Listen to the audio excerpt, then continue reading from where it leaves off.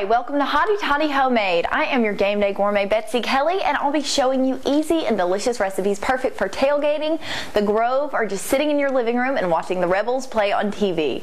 Whatever kind of kitchen you're using and whoever you're serving, it doesn't matter because they will just be so impressed with your cooking skills. So today I'll be making a caramelized onion and goat cheese bread, and don't be intimidated by the ingredients in this recipe because it's so easy, so delicious, and everybody is going to love it.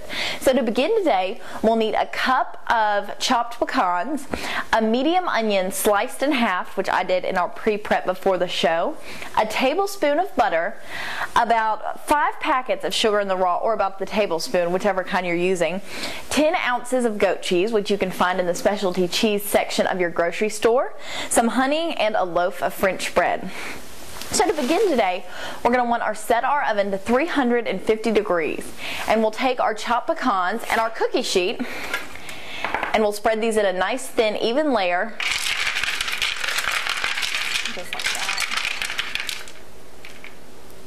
And we'll put these in our oven for 350 degrees.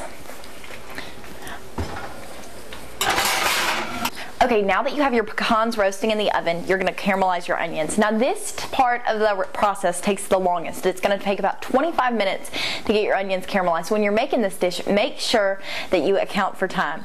So you're going to need your butter and your onions and your brown sugar, and you're going to want to take it over to the skillet.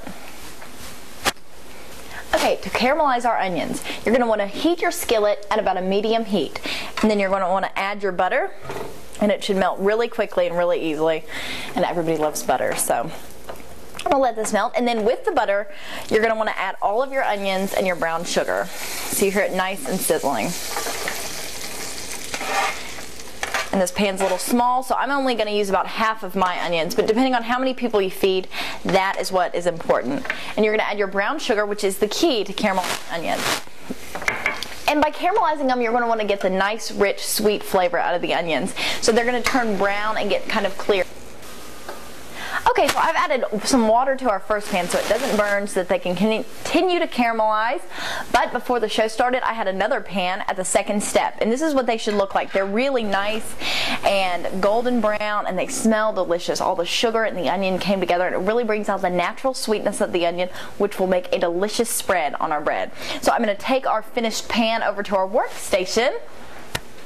Okay, now that you have caramelized these onions, which smell amazing, the hard part's over. Now all you have to do is put it together. So I'm going to take out my food processor, and if you don't have a food processor, you can use an electric beater or an electric mixer, but I'm just using a food processor because it's easier to blend.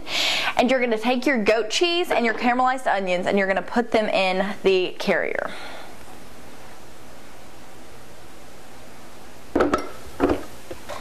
Okay, now I'm going to put our food processor lid back on, and I'm going to blend this for about 45 seconds until you have a really nice creamy spread that'll be great to go on the bread. Okay, now that you have this nice creamy goat cheese and onion mixture, I'm going to clear our workspace and set this in the sink over here.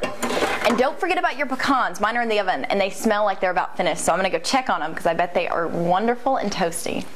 These look and smell great. I can just smell that nice aroma of the warm pecans. And they are going to be a perfect topping to our bread. Okay, now I just transferred our pecans into this nice measuring cup so we can pour it easily on our bread when the time comes.